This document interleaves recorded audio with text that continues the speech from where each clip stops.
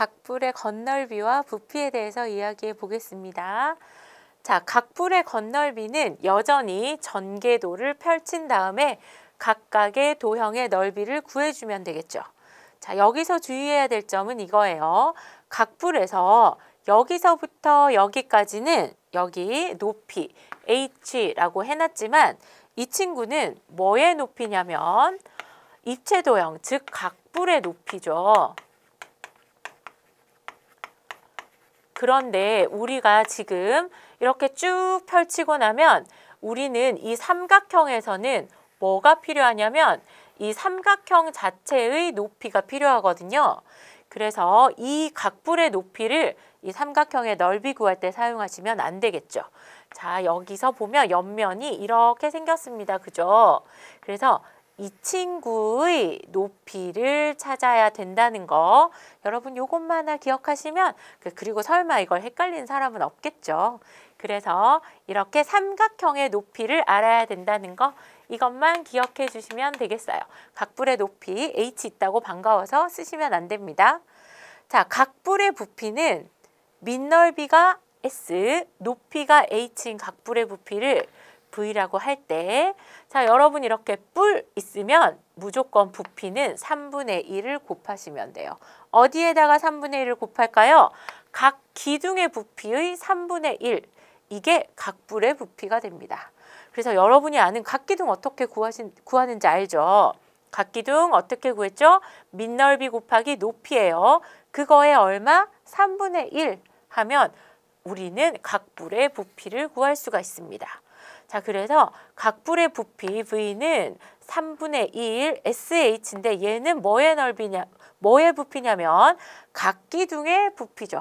각기둥의 3분의 1만큼이 각불의 부피라는 거 기억해 주시면 되겠어요. 왜요? 이렇게 다 물어보겠죠? 여러분이 아, 그렇구나. 아, 각기둥에다가 3분의 1만 곱하면 되는구나. 이렇게 하고 그냥 넘어가지 않겠죠. 왜 그런지 굉장히 궁금하잖아. 자, 그래서 사람들이 실험을 했어요. 오른쪽 그림과 같이 밑면이 이렇게 서로 합동이고, 그러니까 기둥이겠죠? 기둥 모양의 그릇이 있어요. 그 다음에 똑같이 높이가 같은 뿔 모양의 그릇이 있는데 뿔 모양의 그릇에 물을 가득 채워가지고 여기 도형에 부었더니 3번을 부어야 여기가 꽉 차는 거예요. 그러니까 한 번 부으면 얼마겠어요? 3분의 1만큼 차고, 또 한 번 더 부으면 3분의 1만큼 또 차고, 또 한 번 부으면 3분의 1만큼 차서 3번을 부어야 꽉 찬다는 걸 알게 된 거예요. 아, 그래서 이 실험으로 뿔의 부피는 항상 기둥의 부피의 3분의 1이구나 이걸 알 수 있게 됐어요. 그랬는데 그래도 궁금하잖아. 아니, 그래서 실험은 알겠는데 그래서 이렇게 뭐 계산해서 식으로는 어떻게 증명돼요? 이런 게 궁금하죠?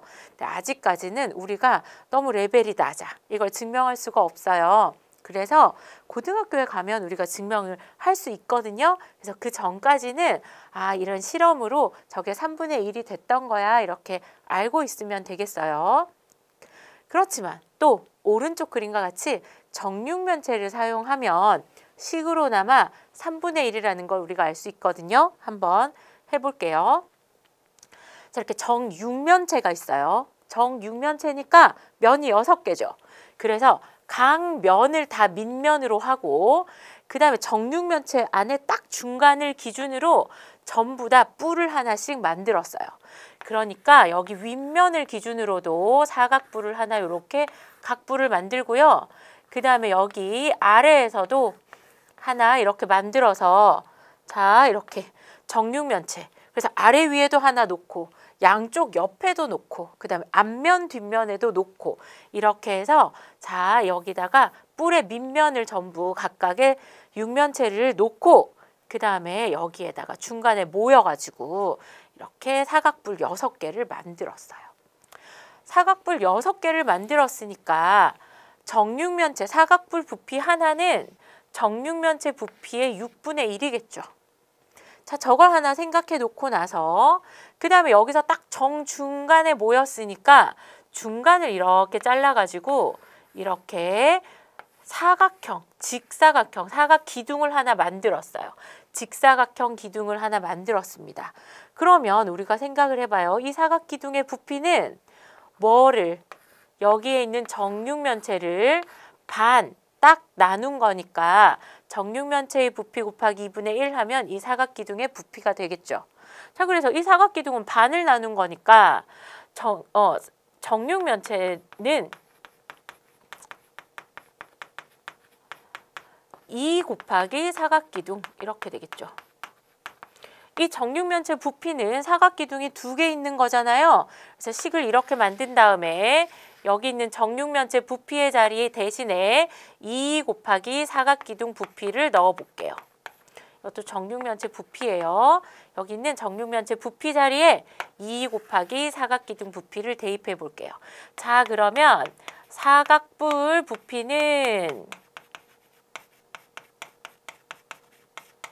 6분의 1 곱하기 그 다음에 2 곱하기 사각 기둥 부피 이렇게 쓸 수 있으니까 얘랑 얘랑 약분을 하면 얼마가 되겠어요?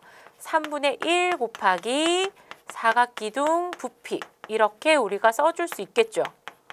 아, 그래서 사각뿔의 부피는 기둥 부피의 얼마구나?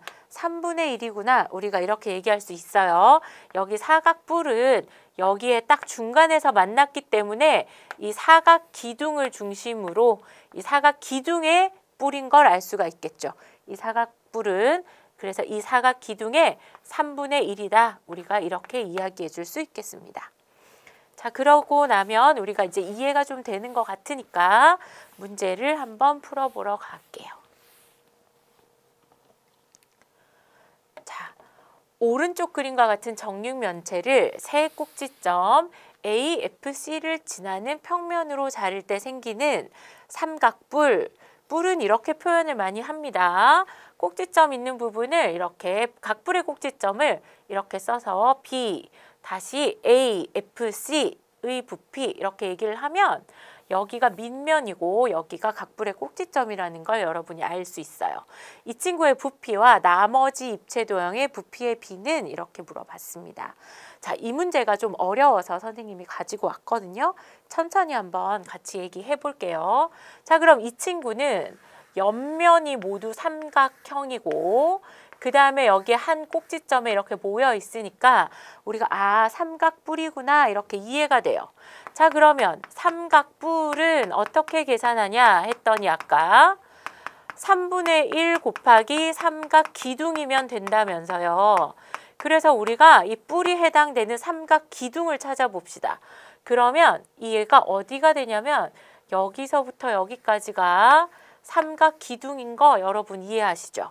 자, 왜냐하면 밑면이 이렇게 있고 그 다음에 높이가 이렇게, 삼각형이 조금 기울어져야 우리가 높이를 이렇게 구할 수가 있으니까 얘를 높이를 그려볼 수 있으니까 이렇게 그려볼게요. 너무 이렇게 삐죽한 삼각형이 됐네요. 자, 이렇게 됐. 자, 근데 여러분이 갑자기 질문이 생기잖아요. 아까 여기가 각뿔의 꼭지점이고 여기서부터 여기까지가 밑면이라고 했잖아요. 갑자기 왜 이 친구가 밑면이 됐나요? 이렇게 질문을 할 수가 있죠. 그래서 우리가 지금 정육면체에서 어떤 정보도 없고 정육면체라는 거 하나밖에 없어. 길이를 몰라. 그래서 내가 여기에 A라고 놓고 여기도 A라고 놓고 생각을 해보니까 도저히 여기에 있는 밑면의 넓이를 구할 방법이 없는 거예요. 여러분은 이 길이도 모르고 그리고 길이만 알아서 우리가 삼각형의 넓이를 구할 수가 없잖아요. 그래서 어차피 부피가 똑같으니까 내가 아는 걸 활용할 수 있게 밑면을 좀 바꿔야겠다 생각을 한 거예요. 그러면 만약에 여기가 밑면이다 우리가 이렇게 얘기할 수 있으면 그러면 우리는 여기가 밑면 곱하기 높이까지 해결을 할 수가 있으니까 밑면의 넓이도 구할 수가 있죠. 그래서 우리가 잘려진 각뿔에서 어떤 면을 밑면으로 하고 어떤 모서리를 높이로 해야 내가 이 부피를 구할 수 있는지를 생각해 봐서 어차피 같은 도형이면 부피가 같으니까 밑면과 높이를 좀 바꿔서 계산을 해도 됩니다. 자, 그래서 여러분이 삼각뿔을 하고 싶으면 3분의 1 곱하기 삼각기둥, 즉 삼각기둥을 찾아야 되니까 얘를 밑면으로 하고 그 다음에 여기가 높이가 되는 그런 삼각기둥을 친구들이 높이가 되는 삼각기둥을 가져와서 계산을 해봅시다. 그럼 밑면의 넓이 어떻게 할까요? 밑면은 이렇게 생긴 거죠. 지금 저렇게 삐뚤음하게 우리가 입체를 표현하기 위해서 저렇게 해놨지만 이렇게 생긴 거죠. 그죠? 그러니까 밑면의 넓이는 2분의 1 곱하기 a 곱하기 a 이렇게 되고 높이, 아이고 삼각기둥이니까 밑면 곱하기 뭐 해야 돼요? 곱하기 높이죠? 그래서 높이 A만큼을 곱해줍니다. 그러면 얼마가 되냐면 삼각기둥은 2분의 1 A 세제곱 이렇게 되겠죠. 그런데 거기에다가 다시 뭘 곱해주기로 했어? 자, 여기까지 계산하면 2분의 1 A 세제곱인데 거기에 3분의 1까지 곱해줘야 되니까 다 같이 얘기하면 삼각뿔의 부피는 6분의 1 A 세제곱이 만들어진다는 걸 알 수가 있어요. 자, 그러면 이 정육면체의 부피는 어떻게 됐어요? 이 정육면체의 부피는 여기가 하나를 우리가 A라고 놓기로 했으니까 A 곱하기 A, 즉 A의 세제곱인 걸 알 수가 있고 그러면 A의 세제곱에서 뭐를 뺐어요? 6분의 1 A 세제곱만큼 내가 알고 있는 삼각뿔 6분의 1 세제곱 6분의 1 A 세제곱을 빼면 나머지는 6분의 5 A 세제곱이겠죠. 지금 궁금한 게 뭐예요? 이 삼각뿔의 부피는 6분의 1 A 세제곱입니다. 그죠? 그럼 나머지 입체도형, 얘 빼고 난 나머지 입체도형의 부피는 6분의 5 A 세제곱이니까 이 친구의 B를 알아보면 똑같은 애들은 모두 나누어 주면 되고 그러면 1대 5의 부피비를 가지는 걸 알 수가 있습니다.